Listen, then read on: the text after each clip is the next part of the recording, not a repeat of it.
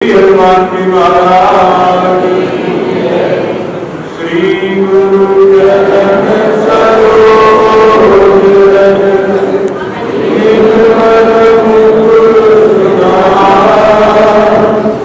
वरनों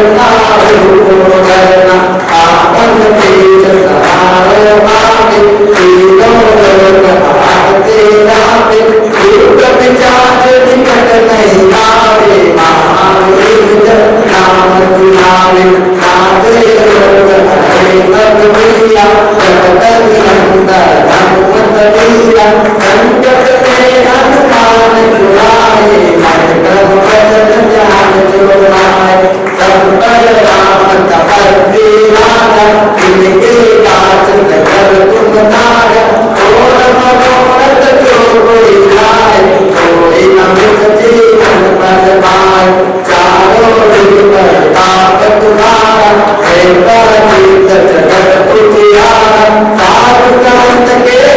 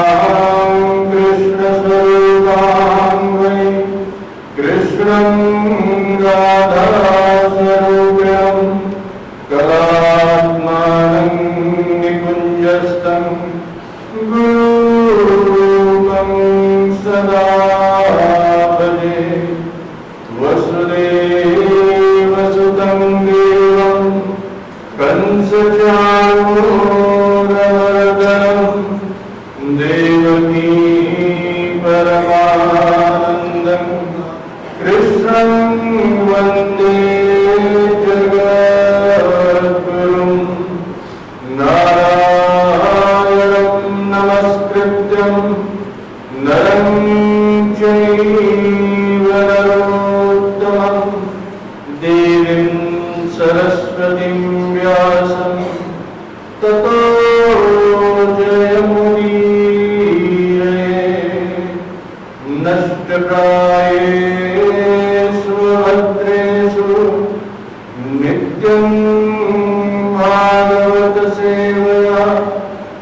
भगवती उत्तम श्लोके भक्तिर्भवति नैष्ठिकी सर्वे भवन्तु सुखिनः सर्वे सन्तु निरामयाः सर्वे भद्राणि पश्यन्तु मा कश्चित् दुःखभाग् भवेत्। हरि ओम। भगवान श्री पुरुषोत्तम की असीम अनुकंपा से श्री उदासीन आश्रम के पवित्र प्रांगण में इस कलयुग के विषम वातावरण में भी हम आप सबको भगवान श्री पुरुषोत्तम के दिव्य गुणों को, उनकी दिव्य लीलाओं को और उनकी दिव्य कथाओं को कहने और सुनने का सौभाग्य प्राप्त हो रहा है। पुरुषोत्तम मास का एक क्षण भी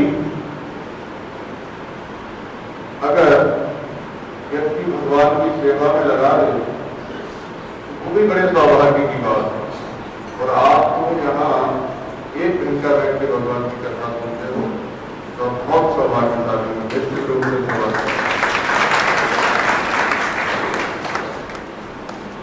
तो कल जो कथा का क्रम था उसमें गंगा जी की महिमा चल रही थी। सूत जी और कमल जी का मिलन हुआ है नैमिषारण्य में।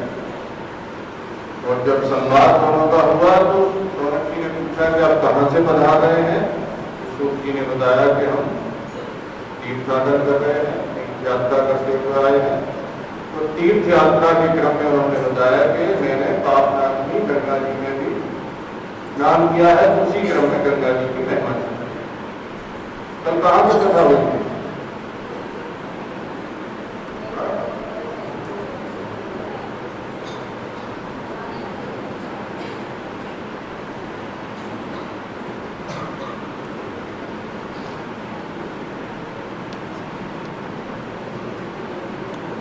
ये है श्रोताओं का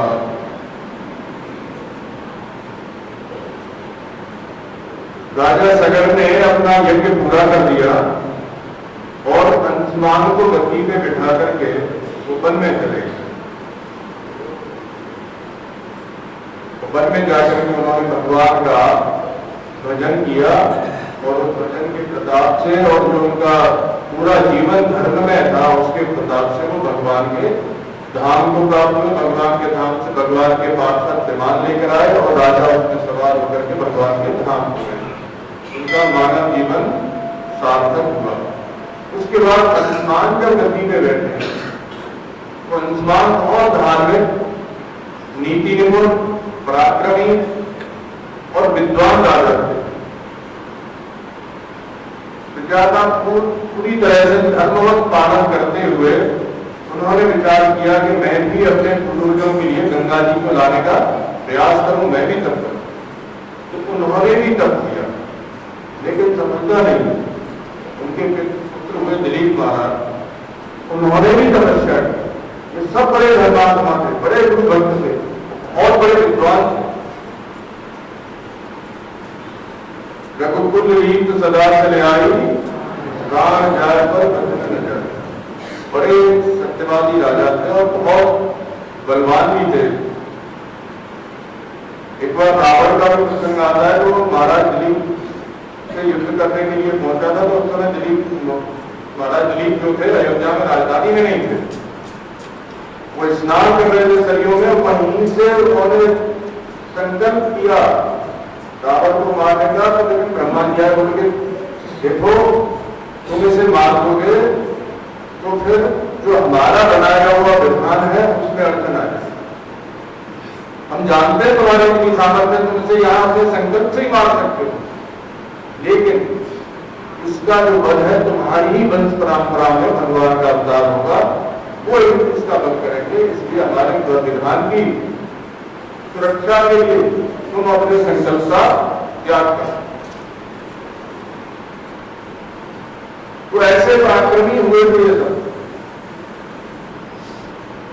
और जब दिलीप जी भगवान के धाम चले गए तो फिर उनके पुत्र हुए थे भगीरथ। भगत भगीरथ जी के गुणों का वर्णन करते हुए व्यास जी ने बड़ी उदारता बरती है।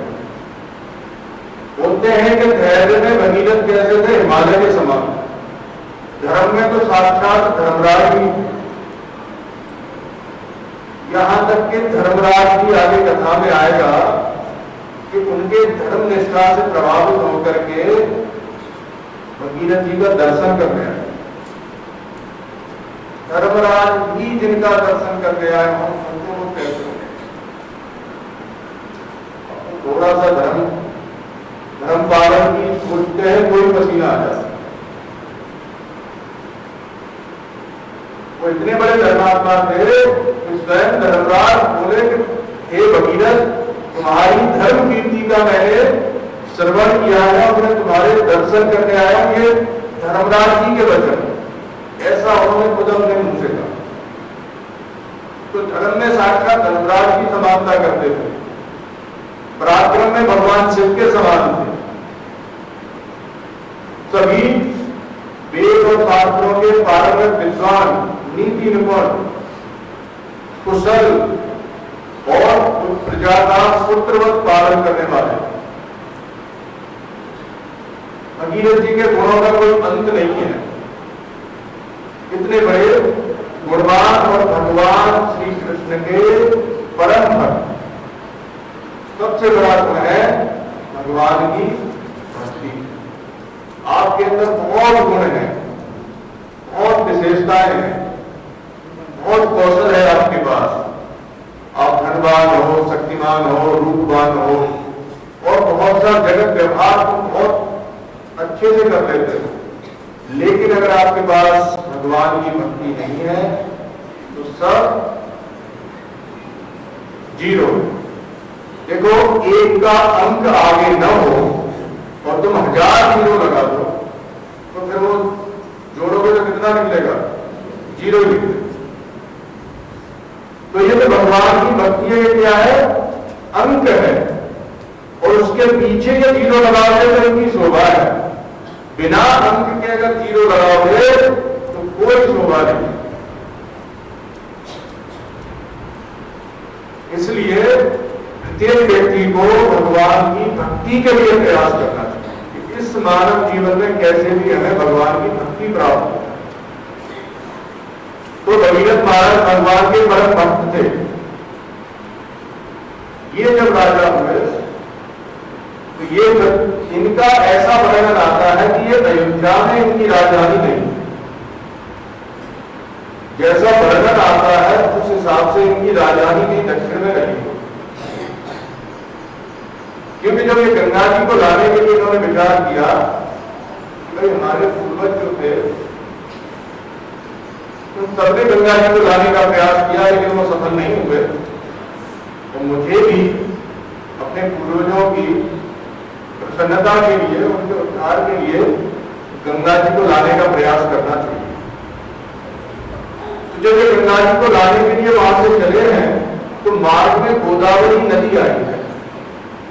तो अगर ये अयोध्या से हिमालय जाएंगे तो गोदावरी कहीं नहीं।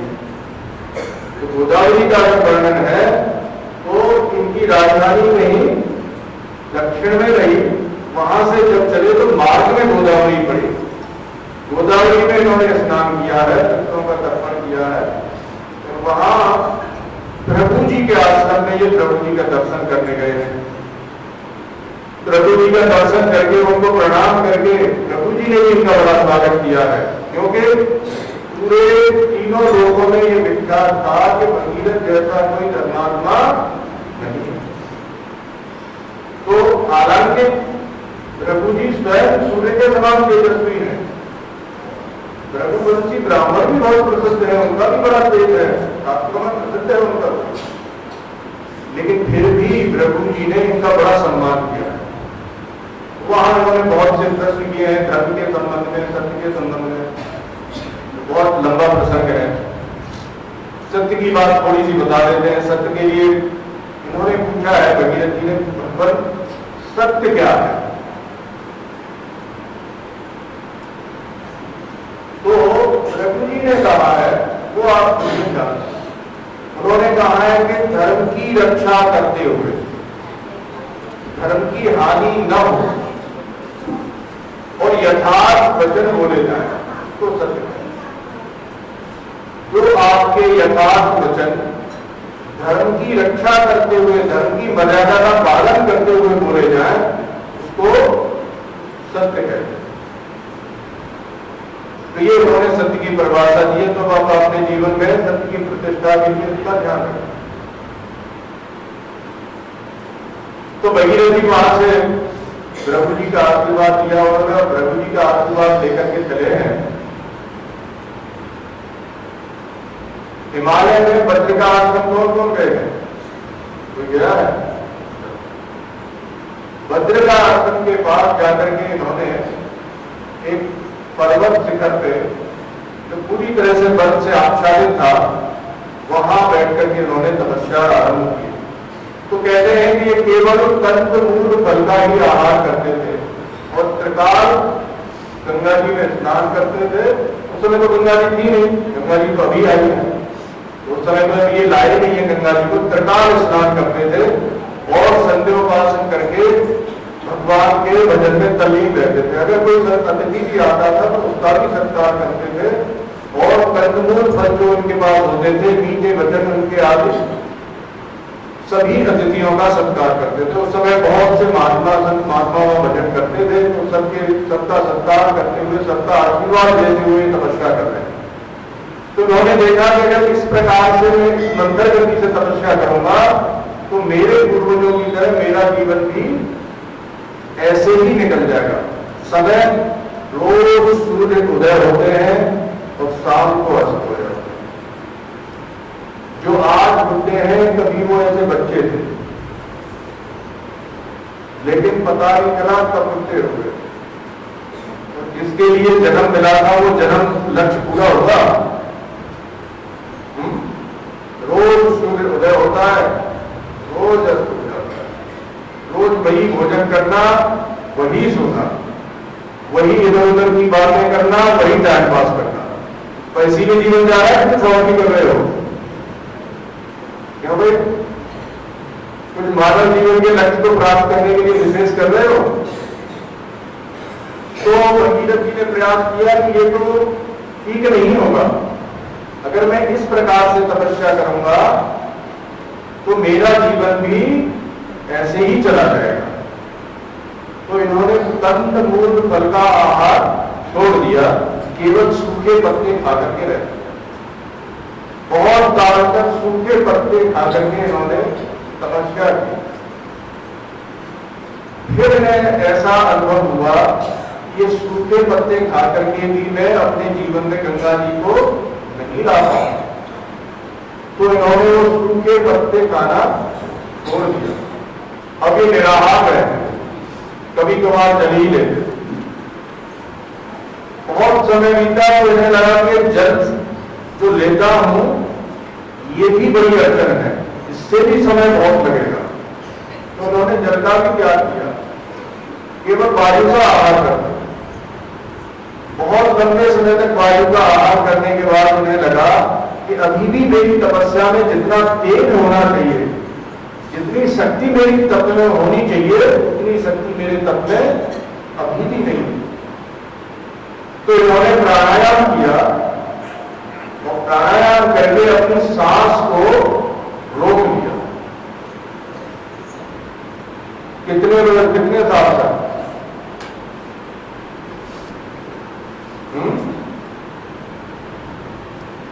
सात 7,000 साल तक।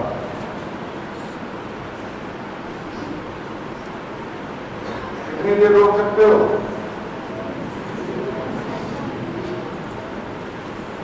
अपने प्राण वायु को हृदय देश में स्थापित करके 7,000 साल तक ये वैसे ही बैठे रहे।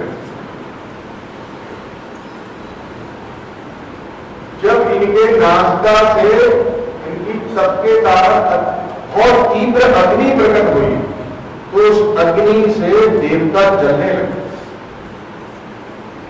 तो देवता भयभीत होकर के ब्रह्मा जी के पास गए। ब्रह्मा जी उनको लेकर के भगवान नारायण के पास गए और उन्होंने निवेदन किया कि प्रभु, सृष्टि में प्रलय होने वाला, ये क्या हो रहा है? भगवान नारायण ने कहा चिंता मत करो, भगीरथ मेरा भक्त है, वो तपस्या कर रहा है गंगा जी को लाने के लिए, और अब उसकी तपस्या पूर्ण होने वाली है, मैं जाकर उसे दर्शन देने वाला हूँ, इसलिए तुम निर्भय हो जाओ और अपने अपनी जो कर्तव्य है तुम्हारे, जो जो आपको जिम्मेवारियां दे रखी उनका विधि पूर्वक पालन करो। भगवान ने सबको विदा कर दिया। भगवान अब वहां आए जहां भगीरथ जी तपस्या करते, आकर के भगवान खड़े हो गए, तो भगवान की झांकी का दर्शन कीजिए। भगवान की कैसी दिव्य झांकी है। पीतांबर धारण करे हुए हैं। पीतांबर उनका कैसा है, जैसे तपाया हुआ सोना चमकता है, वैसे भगवान के श्री अंग पे पीतांबर है। भगवान के श्री अंग का रंग कैसा है, ताजा खिला हुआ नील कमल जैसा होता है, वैसा भगवान का श्री अंग है। और उस श्री अंग पे तपाए हुए सोने के समान पीतांबर फहरा रहा है। भगवान के चरण कमल, जो चरण तल है, वो लाल कमल के समान कोमल और कांतिमान है। भगवान के हस्त कमल की हथेलियां कैसी हैं, लाल, एकदम लाल कमल के समान कांतिमान। और भगवान ने अपने हाथों में अंगूठियां धारण कर रखी हैं। और शंख चक्र गदा आदि पद्म, गले में कौस्तुभमणि और पक्षस्थल पे वैजन की माला फहरा रही है, जिसमें 5 प्रकार के पुष्प हैं। और उनके बाएं तरफ एक सोने की रेखा है, जिसे श्रीवत्स का चिन्ह कहते हैं। और भगवान दिव्य मुकुट धारण किए हुए हैं और अपने वाहन गरुड़ पे विराजमान। जब भगवान भगीरथ के सामने आ गए तो भगवान की कृपा से भगीरथ ने देखा कि भगवान मेरे सामने आ गए। तो भगीरथ ने बड़े उत्साह पूर्वक इनकी स्तुति की। और स्तुति करने के बाद भगीरथ ने कहा कि प्रभु आप मेरे मनोरथ को पूरा कीजिए। तो भगवान ने कहा कि हम जानते हैं तुम्हें गंगा जी को लाना है, तो देखो भगीरथ, मेरे प्रिय पुत्र, मेरे प्रिय भक्त, जो मेरे ही मुझसे ही अभिन्न है, मेरे ही स्वरूप है, भगवान शिव, तुम उनको स्तुति के द्वारा प्रसन्न करो, उनकी स्तुति करो। समझो तुमने गंगा जी को अवतरित कर ही दिया है, लेकिन मेरे वो स्वरूप है, तुम उनकी भी स्तुति करो। और शंकर की बात के ध्यान कर रहा था कि साक्षात ऐसी घटना घटी है। उनको विश्वास नहीं हो रहा था कि साक्षात भगवान आए और मुझे ऐसा आशीर्वाद देकर के चले। ऐसा होता है जब आप लोग बहुत लंबे समय से किसी मनोरथ के लिए प्रयास कर रहे हो, तो एक बार तो विश्वास नहीं होता कि ये काम हो गया है। बहुत सरलता से वो आपका काम हो जाए, थोड़ी सी क्षण में, तो व्यक्ति को विश्वास नहीं होता कि हो गया क्या। तो इनको उस समय बहुत अंतःकरण इनका तल्लीन था भगवान में, तो नहीं ये पता ही नहीं चला कि वास्तव में मुझे भगवान ने आकर के आश्वासन दिया है या मैं सपना देखा। तो अभी असमंजस में थे कि मैं इसको सत्य मानूं या इसको सपना समझ के, अपना भ्रम समझ के भूल जाऊं, या भगवान की संगति की स्तुति करूं या ऐसे ही तपस्या में बैठा रहूं। ऐसा कोई निर्णय नहीं कर पा रहे।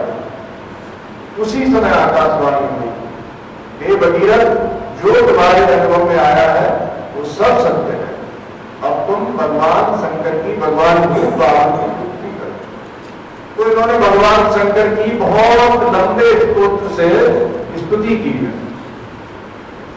जैसे ही इन्होंने स्तुति की है तो भगवान शंकर प्रकट हो गए। बोलो भूत बालन भोलेनाथ भगवान, अरे जय तो करनी से बोलो, बोलो गौरी शंकर भगवान।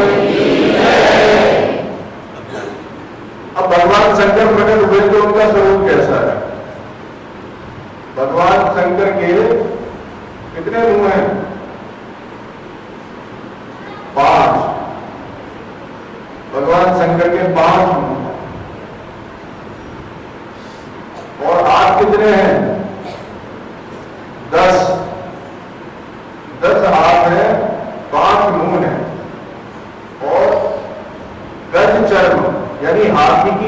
का वस्त्र पहने हुए हैं, हाथ में त्रिशूल लिए हुए हैं और उनके मस्तक पे चंद्रमा विराजमान है और उसके ऊपर गंगा जी विराजमान है और उनका शरीर का रंग कैसा है? नीला। कब देखा था?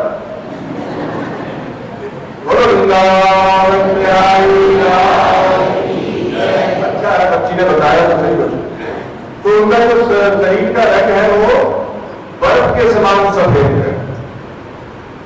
कर्पूर गौरम करुणावतारम संसार सारम भुजगेन्द्रहारम सदा वसंतम भवम भवामी। तो कैसे हैं? कर्पूर के समान गोरे हैं। वो ये चित्र में दिखाते हैं, उसका दोष नहीं है बेचारी का, बच्ची का, उसने वो चित्र में देखा होगा। तो चित्र में है तो ऐसे चित्रकार है, अपनी कल्पना से कुछ भी रंग भर देता है, लेकिन शंकर भगवान कहते हैं कर्पूर या बर्फ के समान एकदम गोरे हैं, बड़े सुंदर हैं। करोड़ों कामदेवों का सौंदर्य एक साथ इकट्ठा कर दिया जाए तो भी वो भगवान शंकर के सौंदर्य के एक अंश की बराबरी नहीं कर सकता। एक कामदेव ही कितना सुंदर होता है इसकी आप कल्पना नहीं कर सकते। वहां करोड़ों इकट्ठे कर दिया जाए तो भी वो भगवान शंकर के सौंदर्य के एक अंश की बराबरी नहीं कर सकता। इतने भगवान शंकर जी सुंदर। वैसे शंकर भगवान जब प्रकट हुए तो इन्होंने बहुत प्रार्थना की और प्रार्थना करके जैसे ही ये खड़े हुए तो भगवान शंकर ने इनसे पूछा नहीं कि तुम्हें क्या चाहिए। भगवान शंकर है वो सर्वंतर्यामी, सब जानते हैं। उन्होंने कहा कि हे भगीरथ, जगत कल्याण के लिए तुम्हारा सब सफल हुआ तो मैंने तुम्हें गंगा जी दे दी। बोलो वृंदावन बिहारी। तो शंकर भगवान ने कहा कि हे पुत्र, मैंने तुम्हें गंगा जी दी, जाओ ले जाओ। उन्होंने अपनी जटा से बाल ऐसे खींचा, अपना एक केस, और गंगा जी की धारा को निकाल दिया तो पृथ्वी पे आ गई। और दोनों भगीरथ जी आगे आगे चले और गंगा जी पीछे पीछे चले। और जिस जिस रास्ते से भगीरथ जी गए थे वहां वहां से वो गंगा जी चली है। तो अब ऐसे कोई गंगा जी में से नहर निकाल दे और कहे कि ये भी गंगा जी, तो वो गंगा जी नहीं है, ये तो गंगा जी। लेकिन गंगा वो है तो भगीरथ के पीछे पीछे आई। तो जब गंगा जी की धारा आ रही थी तो एक चहनु नाम के ऋषि थे, वो तपस्या कर रहे थे। तो जब ये वहां से निकली तो इनकी धारा बड़ी प्रबल थी, वेग बहुत प्रबल था। तो चहनु ऋषि के आश्रम को इन्होंने बाहर किया। इससे चहनु ऋषि को बड़ा क्रोध हुआ। उन्होंने कहा ये कौन है जो मेरे आश्रम को बाहर आया। तो उसी समय ये गंगा जी को पी गई। अब जब ये पी गए तो भगीरथ ने देखा कि हमारे पीछे तो कहाँ गंगा जी कहाँ गायब हो गए। अब इन्होंने विचार किया कि गंगा जी कहाँ चले गए। तो इन्होंने देखा कि ऋषि जो बैठे हैं इन्होंने गंगा जी को पी लिया। तो इन्होंने चहनु ऋषि की बड़ी स्तुति की है, उनको प्रसन्न किया है। महाराज, लोक उपकार का काम इतना आसान है, बहुत पापड़ देने पड़ते हैं तब जाकर के वो संसार के लिए कुछ कर पाता है। तो संसार में दूसरों का उपकार करना बहुत कठिन बात है। लेकिन भगीरथ जी ने हिम्मत नहीं हारी। उन्होंने चहनु ऋषि को प्रसन्न किया और उन्होंने फिर अपनी गंगा से गंगा को प्रकट किया। इसलिए इनका एक नाम जहानवी भी है, जो चहनु ऋषि की पुत्री के रूप में जानी जाती है, जो उसकी गंगा से प्रकट हुई। तो इन्होंने ले जाकर के गंगा सागर में जहां भगवान कपिल का आश्रम था वहां गंगा जी को अपने जो इनके परदाते थे 60,000 उनकी जो अस्थियों की राख पड़ी हुई थी, उस राख से जैसे ही गंगा जी का स्पर्श हुआ इनके वो जितने 60,000 थे सब नरक में पड़े। उसी समय तत्क्षण उनका नरक से उद्धार हो गया। और पहले तो यमराज ने यातना दे रहे थे, अब यमराज ने अपने सभा में बुला करके उनकी पूजा की, उनका पूजन किया है। तो पूजन करके सबको भगवान के दिव्यमान में बिठा करके भगवान के धाम को भेज दिया है, तो सब जितने भी पितर थे सबके सब कहां चले गए? भगवान के धाम में। देखो गंगा जी के महिमा के प्रसंग में व्यास जी ने लिखा है कि जो व्यक्ति गुड़, गाय का घी, तिल और जो हमने आपको खीर बताई थी, शहद और गाय के घी को मिला करके गाय के दूध में जो खीर बनाई जाती है, वो खीर, ये गंगा जी में डालता है। उसके पितरगण 100 वर्ष तक के लिए पूरी तरह से तृप्त हो जाता है। और कौन कर सकते हैं ऐसे? कोई नहीं कर सकता। अरे राम, अच्छा एक करोगी, 2 कर लोगे, अच्छा 3 भी कर लो, 4, 5, 6, इधर से कोई करेगा? देखो पितरगण जो है ये अभिलाषा करते हैं, भगवान से प्रार्थना करते हैं कि क्या है प्रभु, हमारे वंश में आप किसी ऐसे जीव को भेज दो जो हमें गंगा ले जाए, जो हमारे निमित्त गंगा जी में स्नान करके आ जाए। सारे गांव में कोई ऐसा नहीं जो अपने पितरों को गंगा जी ले जा सके। तो यहाँ पितरों के लिए कहते हैं कि जो अपने पितरों को गंगा जी में ले जाता है वो भगीरथ जी के समान भगवान की प्रसन्नता का पात्र होता है। जो गंगा जी का संकल्प करके कि मैं गंगा स्नान करने जाऊंगा अवश्य, ऐसा संकल्प करके चलता है और अगर उसकी रास्ते में भी मृत्यु हो जाए तो भी उसे गंगा स्नान का ही फल मिलता है। इतनी महिमा है। और जो व्यक्ति चलते हुए, खाते पीते, सोते जागते, सभी काम करते हुए जितनी वो क्रियाएं करता है, इन सभी क्रियाओं में वो गंगा जी का स्मरण ही करता है तो भी वो मुक्त हो जाता है।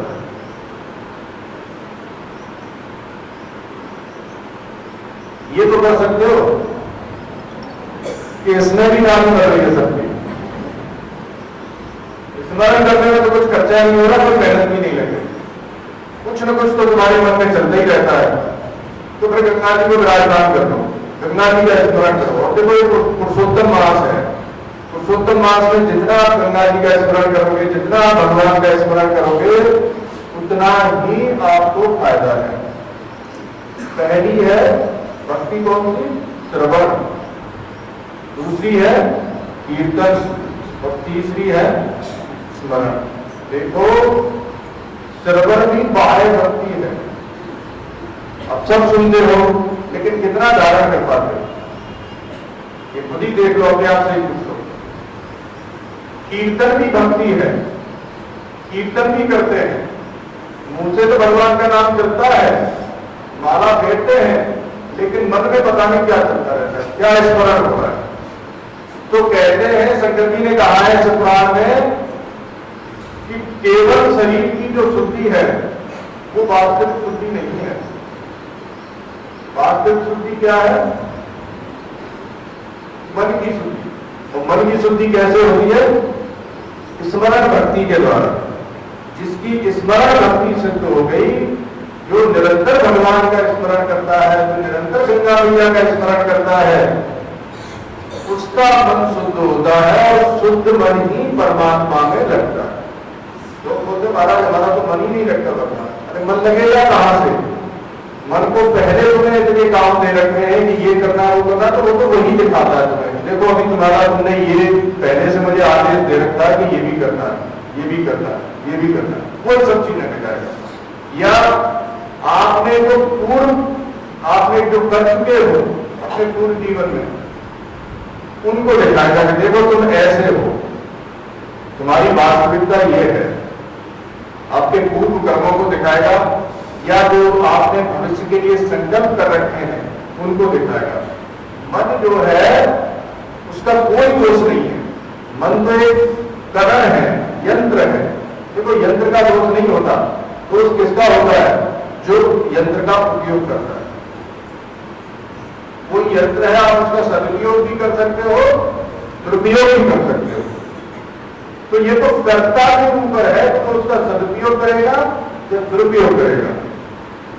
तो कर्ता अच्छा बुरा होता है, करण अच्छा बुरा नहीं होता। करण तो एक यंत्र मात्र है, तो मन जो है वो क्या है, यंत्र है। इसे आप जिस काम में लगाओगे उसी में तो लगेगा। तो यहां भगवान शंकर और भगवान विष्णु का वार्तालाप है ये। तो भगवान शंकर भगवान विष्णु से कहते हैं कि हे विष्णु, जो व्यक्ति आप में और मुझ में भेद नहीं देखता, उसकी गंगा जी में श्रद्धा होती है। और जो दुष्ट हैं, पापाचारी हैं, जो भगवान शंकर में और भगवान नारायण में भेद करते हैं और जो माता पिता को डांटते हैं, ऐसे लोगों की गंगा जी में श्रद्धा नहीं होती। और जिसकी गंगा जी में श्रद्धा नहीं होगी तो उसका उद्धार हो जाएगा।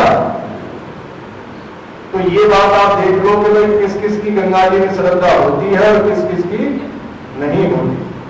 तो गंगा जी में श्रद्धा पूर्वक जो स्नान करते हैं, कहते हैं यहां तो श्रद्धा की भी बात नहीं रखी है शंकर भगवान ने। शंकर भगवान ने कहा है कि देखो, आग जो है आप उसे जान के छुओ या अनजान में छुओ, वो तो जलाएगी कि नहीं जलाएगी। तो कहते हैं कि अनजान में भी अगर कोई गंगा जी का स्मरण करता है, अनजान में भी अगर कोई गंगा जी में स्नान कर लेता है, तो उसका भी उद्धार होगा। ऐसी दिव्य महिमा है गंगा जी। तो यहां सनक जी कह रहे नारद जी से कि हे नारद, इतनी महिमा है गंगा जी की, लेकिन इस संसार के लोगों का दुर्भाग्य तो देखो, भगवान की माया कितनी प्रबल है। ये सब लोग मोह में पड़े हुए हैं, गंगा जी के रहते हुए और गंगा जी के नाम के रहते हुए भी इनको नरक जाना पड़ता।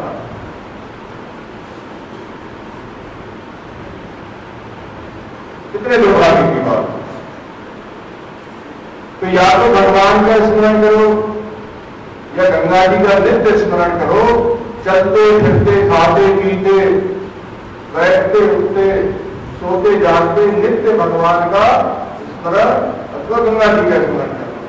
तो ऐसे जो स्मरण करता है उनका अंतःकरण पूरी तरह से शुद्ध हो जाता है, भले ही वो बाहर से शुद्ध ना हो। ऐसा नहीं हम कह रहे कि बाहर से शुद्धि मत करो, बाहर से स्नान आदि करो, पवित्र रहो, लेकिन मुख्य जो शुद्धि है वो अंतःकरण की है, उसकी महिमा है, बाहर की शुद्धि की नहीं है। एक दिन पहले भी हमने बताया था कि नींद सदा जलते रहे, धोए बास न जाए।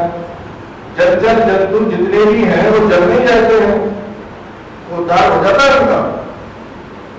तो केवल पानी से शुद्धि नहीं होती, शुद्धि की स्थिति होती है भगवान का स्मरण करना।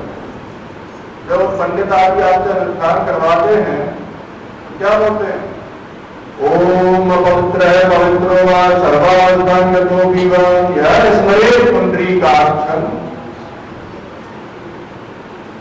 तो शुचि किससे हुई, पवित्रता किससे आई, पुंडरीकाक्ष के स्मरण से आई, जल से नहीं आई। जल तो निमित्त मात्र है। तो इस मंत्र को बोलते समय इस मंत्र का उद्देश्य है कि पुंडरीकाक्ष भगवान के स्मरण से व्यक्ति शुद्ध होता है। जितनी भी अशुद्धियां हैं वो भगवान के नाम से दूर हो जाती हैं। तो पुरुषोत्तम मास में ज्यादा से ज्यादा भगवान के नाम का जप करना चाहिए। अच्छा, पहले जितना आप जपते थे उतना तो जपते ही थे, जो भी आप जपते होंगे, लेकिन पुरुषोत्तम मास जब से शुरू हुआ सबसे ज्यादा जब कौन कौन शुरू किया, किसने शुरू किया, जरा आप बताओ। दो, अच्छा, 2 3, अगर पुरुषों में ज्यादा आपका बेड़ा कर गया लोगों का। देखो भैया, पुरुषोत्तम मास के अभी भी कुछ दिन बचे हैं।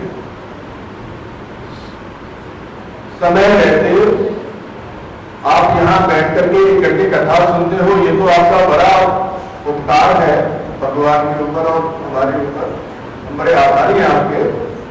लेकिन पुरुषोत्तम मास में आप कुछ जप भी कर लो, क्योंकि सुना हुआ अगर उसका मनन न किया जाए, निधिध्यासन न किया जाए, तो पालन न किया जाए, तो सुनने की कोई महिमा नहीं होती।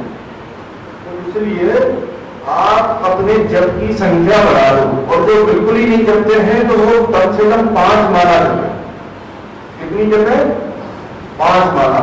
अब हम ये नहीं कहते कि भाई यही मंत्र जपना है, जो मंत्र आपको संप्रदाय से, आपकी परंपरा से आपके अनुकूल हो, वो मंत्र जपो।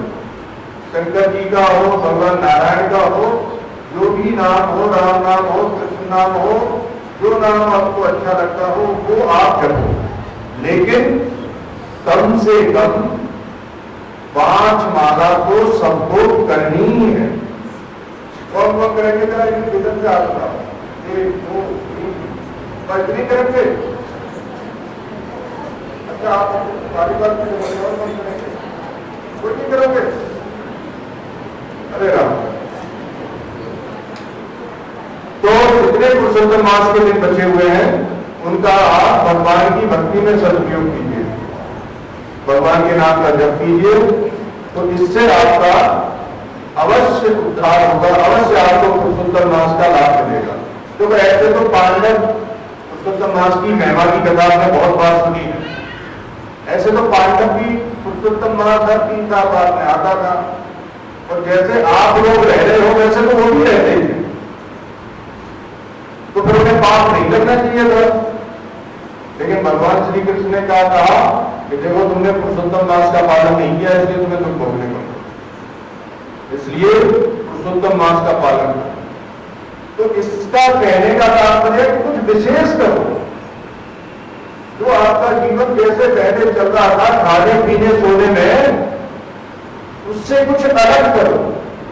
अगर पहले कुछ थोड़ी बहुत आधा घंटे भगवान की सेवा करते थे तो उसे 1 घंटा करो। पहले आप 5 माला जपते थे तो उसे 10 माला करो।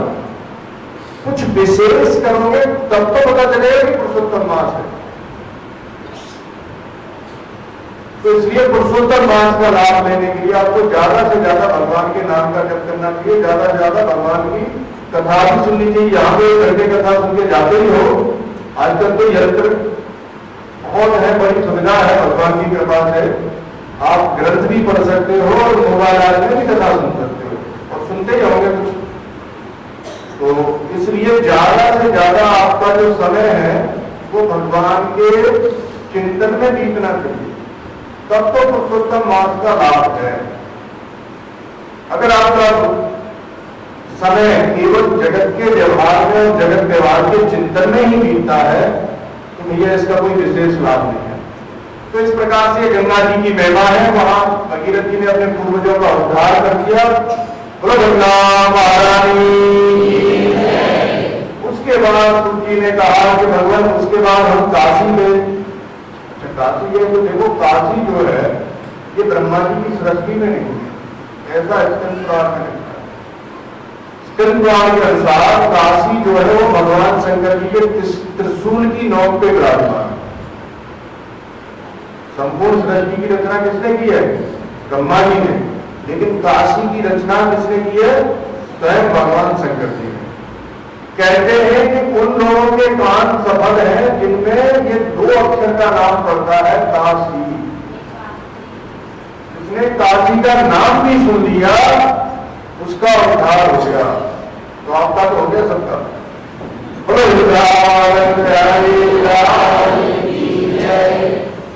तो काशी का नाम जिनके कानों में पड़ गया उनका उद्धार हो जाता है। बोले कि कानों की सार्थकता इसी में है कि वो भगवान शंकर का यश और काशी का नाम श्रवण ही करते हैं। और अगर कोई कहीं काशी की यात्रा कर देता है तो कहते हैं कि वो अपने कुल के सहित अपना उद्धार कर देता है। तो एक बात हम थोड़ा सा बता रहे हैं आपको। काशी की यात्रा है, गंगा स्नान है, ये बहुत लोग करते हैं। भगवान के नाम का जप भी बहुत लोग करते हैं, भगवान की पूजा भी बहुत लोग करते हैं। लेकिन क्या विश्वास पूर्वक करते हैं? भाई गंगा जी में नहा लिए, अब हमारे अंदर कोई पाप नहीं रहा, ऐसा विश्वास होता है? आपने काशी का नाम सुन लिया, आपका उद्धार हो गया, ऐसा विश्वास होगा आपको? नहीं होगा। बस मुख्य बात है विश्वास। ये जो हमने गंगा की महिमा सुनाई है, इसके प्रसंग में लिखा है कि गंगा जी की महिमा सुनने से भी गंगा स्नान का ही फल मिलता है।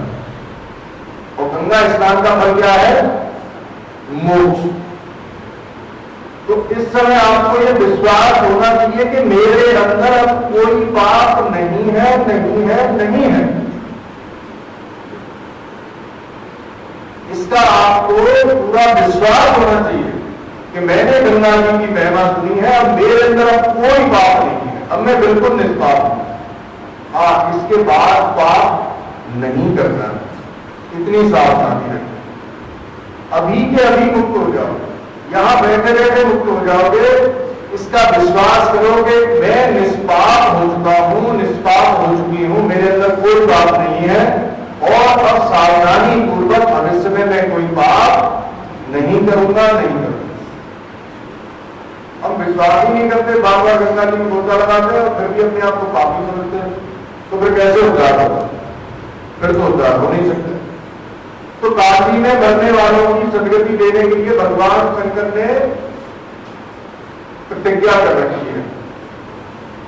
काशी में मरने वालों को भगवान शंकर जी अंतिम समय में आकर के तारक मंत्र उनके कान में सुना देंगे और काशी में मरने वाले का उद्धार हो जाता है। तो ऐसी काशी की महिमा है जहां आदि विश्वेश्वर, देखो द्वादश ज्योतिर्लिंग है ना, उनमें आदि विश्वेश्वर को माना जाता है। जो काशी के शिवलिंग है वो सबसे पहले हैं, ऐसा पुराणों में वर्णन है। तो शंकर जी कहते हैं कि मेरा जो आदि स्वरूप है, आदि विश्वेश्वर, वो काशी में ही विराजमान है। ऐसी काशी की दिव्य महिमा है जिसको आवृत करके भगवती गंगा ही प्रवाहित होती है। बोलो काशी धाम की जय, बोलो शंकर भगवान की जय, बोलो पुरुषोत्तम भगवान की जय, बोलो वृंदावन बिहारी लाल की जय। जय जय श्री राधे, जय जय श्री राधे, जय जय श्री राधे। प्रार्थना करते हैं आगे।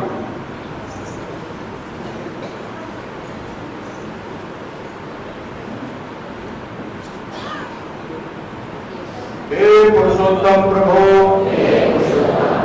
हे गोविंद, हे गोपाल, मैं केवल आपका ही हूँ।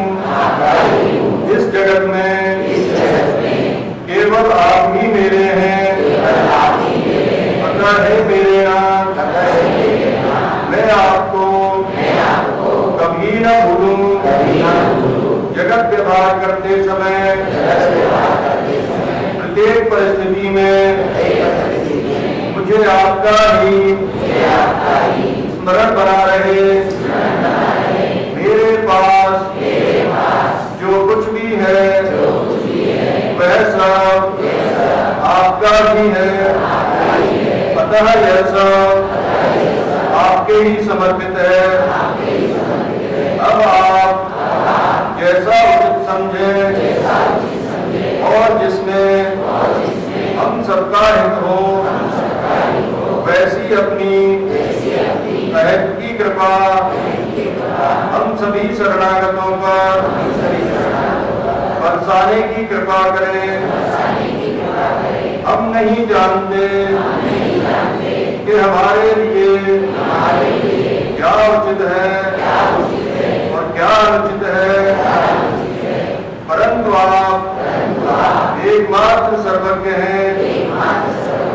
आप ही सर्वसमर्थ हैं, आप ही सर्वशक्तिमान हैं। हे सच्चिदानंद प्रभु, हे सर्वंतर्यामी, मैं आपका ही अंश हूँ। अतः सदा सर्वतो भावे आपको ही समर्पित हूँ। हे मेरे परम प्रिय प्रभु, आपसे बस एक ही प्रार्थना है कि सभी सुखी हों, सभी निरोगी हों और सभी आपके भक्त हो जाए। हरिओम हरिओम हरिओम। सूचना है आपके लिए,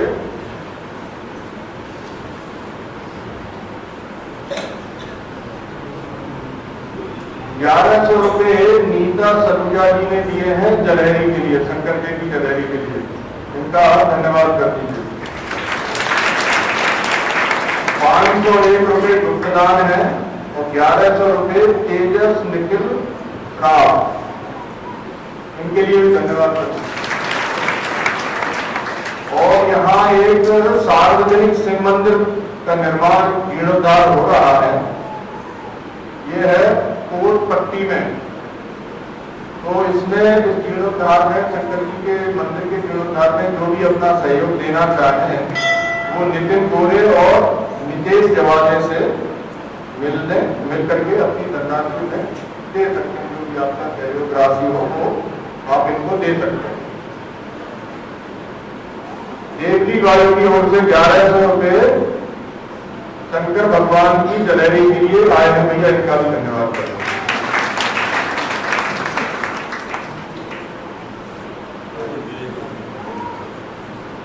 अभी सब आरती करेंगे। आरती में विशेष ध्यान रखना है कि आप दूसरों को भी मौका दो, ऐसा नहीं कि आप ही एक ही व्यक्ति लेके खड़ा हो जाएगा। और विशेष रूप से जो पीछे रहते हैं ना, उनको मौका नहीं मिलता। आज पीछे वाले आगे आ जाओ, पीछे वाले कर दो, आगे वाले तो नहीं करते।